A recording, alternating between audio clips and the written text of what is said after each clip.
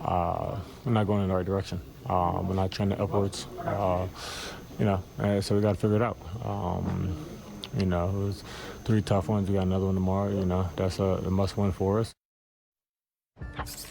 All right, so Josh Hart's message was received. The Knicks snapped their 3-game losing streak last night with a 130-119 win over the Grizzlies. Karl Anthony Towns led the way with a 20-point triple-double, while OG Anunoby added 25 points and Mikal Bridges chipped in 24.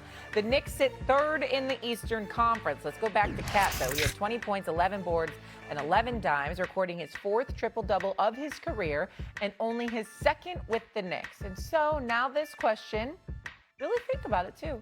Who is more important for the Knicks' success the remainder of this season? Is it Cat or is it Jalen Brunson? Unenthused Stephen A. What do you think? I don't even know why you're asking me this question. See, that's the problem. That's the problem right there. They won. Who were they playing last night? The Grizzlies. What used to be the Memphis Grizzlies? There's not much of them left. The team like damn near losing on purpose, if not literally. Okay. Please, the ship hasn't been steered in the right direction. Let's not get out of hand here. The New York Knicks haven't beaten a team with a winning record in nearly a month. It's been 24 days since they last beat a team with a winning record. That was the Clippers. They are like 10-0 against teams with records below 500, since the All-Star, dating back to the All-Star break. They're 4-8 against winning teams, okay? And they haven't beaten a winning team in the last 24 days. Now, I will say this. Mikal Bridges had 24 points last night. Thank God. I'm happy about that. Karl Anthony Towns, okay, you're taking advantage, 20 points, 20 rebounds, 11 rebounds, 11 assists. Big boy. Okay, you playing like a big man. I got that part. OG Anunoby stepped up. Jalen Brunson's out. I got it. Out to ankle soreness. I got it. But the reality is that we're looking at the New York Knicks. You ain't shadow boxing, okay? You ain't shadow basketball playing. The fact is that when you look at the Knicks, you have to look at the Boston Celtics. You have to look at Cleveland. You have to look at Detroit. I'd say you have to look at Atlanta. And you have to say, okay, what you gonna do against those people? That's what this all comes down to. Have you seen anything from the Knicks that make you say that's gonna be a positive? Not yet. In terms of who's more important for the Knicks' success, answer to this is easy. It's Jalen Brunson. I know Karl Anthony Towns is needed, but that's assuming you get what we've been getting from Jalen Brunson. He is the straw that stirs the cup. He is the dude that starts this engine. Everything goes where Jalen Brunson takes you, because it's not just about his overall points, assists, production, and stuff like that, his efficiency. It's also about his clutch gene. When it's time to close, Jalen Brunson will close for you. And that's a big, big deal. We don't know if we could say that about Cat or anybody else, but we know we could say that about Jalen Brunson. And that's why I say he's more important, because he closes. That's what we need.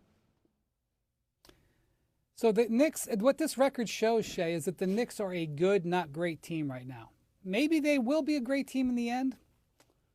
Not sure. And I think that's what this season has sort of been unfortunately characterized by. So you look at what's happened with this Knicks season and you say, well, why are they only a good team? Because they've invested so much in this roster and they thought this was going to be the year they were going to win. Why are they? And that's a simple question that doesn't have a clean answer. Because trust me, I'm having a lot of conversations with people about the Knicks trying to figure out what's going on. And there's a number of things, like at the beginning of the season, I was with them in training camp, and they were running this offense where the ball was moving around. And the concept was going to be that we didn't want Jalen Brunson to have to pound the ball 700 times a game. He led the league in dribbling last year, and it was like, let's not do that and wear him out, and let's make ourselves a little bit more unpredictable in the playoffs. And so he started with the best of intentions. But here we are in April, Shea, Brunson's usage rate is higher than ever. It's higher than it even was last year. The ball's in his hands more than ever. The problem with that early offense was that it left Karl Towns a little bit out on the edge. Like they didn't build a structure to take advantage of Towns. And he had to deal with that and grapple with that. And they were basically like, Karl, go rebound and stay out of foul trouble. And he tried to do that, but obviously he was not in the greatest mindset about it. And so even though the offense has gone away from the move the ball around and get OG Anunoby and Mikal Bridges and Josh Hart and other guys shots. It hasn't gone to Towns. Here we are in April.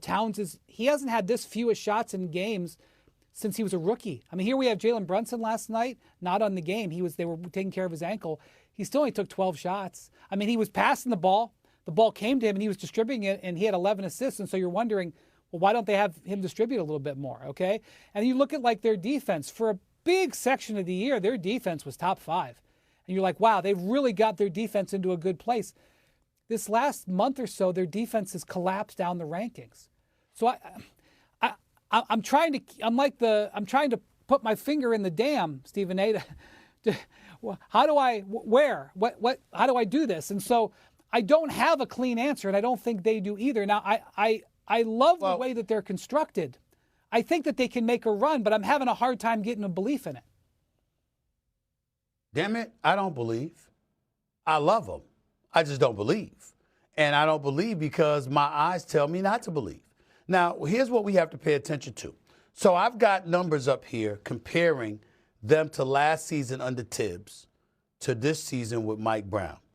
Jalen Brunson is averaging basically the same amount of points, but on 2 more shots per game. His field goal shooting has dipped from 49% to 46.5%, and his assists have lowered as well. That's not good. When you're averaging less assists and you're shooting a less efficiency level from the field, that is not good news. It's number one. But the most alarming news would be Cat. You're averaging 4 less minutes a game. You're averaging 3 less shots a game. You're averaging 4 less points a game. And your 3-point shooting has dipped by 5%. So I'm looking at my 2 primary offensive guys on a team that knew that if you went away from Tibbs to Mike Brown, you were going to sacrifice something defensively because Tibbs is brilliant defensively. No doubt about that. He's considered just a genius on the defensive side of the ball when it comes to coaching. All right? You knew you were going to suffer there, but you were supposed to elevate offensively. And your 2 primary dudes haven't elevated. They haven't fallen off a cliff or anything like that, but they haven't elevated. So if that's the case, I don't expect to see problems with Mikal Bridges offensively. I don't expect to see a sporadic OG Anunoby. I don't expect to see a Josh Hart that's the Energizer Bunny and the engine for that stirs the cup for the New York Knicks to some degree. I don't expect to see a drop-off with them and have the drop-off with Brunson and Karl Anthony Towns. If they're sacrificing something or they're being compromised in any way, it's supposed to be to the benefit of the collective parts around them. That has not been the case. And because that has not been the case, that's why you've got everybody looking at the New York Knicks saying they're a good team, not a great team, expected to make it out the first round, but not much else. And this is a team that was in the conference finals last year and was expected to go to the finals this year because the pieces around them had a plethora of injuries. And now none of that is working in their favor. Everybody around them in terms of their primary competition seems to be ascending, and the New York Knicks seem to be inching lower and lower and lower on the formidable pole. And I'm not happy about it. So will the narrative be the same a week from tomorrow? The Knicks have to play the Bulls on Friday. Then on Monday, they go to Atlanta to place the Hawks. So we know if the season ended today, they would face in the postseason. The next Thursday, they have to play at home against the Boston Celtics, the team that is 1 row ahead of them in terms of the standing in the Eastern Conference. We'll learn a lot in the next 7 days. Based on what I've seen, I expect the Knicks to go 1-2 in those 3 games. Based on what I've seen, I'm hopeful they'll go 2-1. I'm hopeful they'll go 2-1. Based on me being around the NBA for 20-something years, they'll probably go 2-3-0. There you go.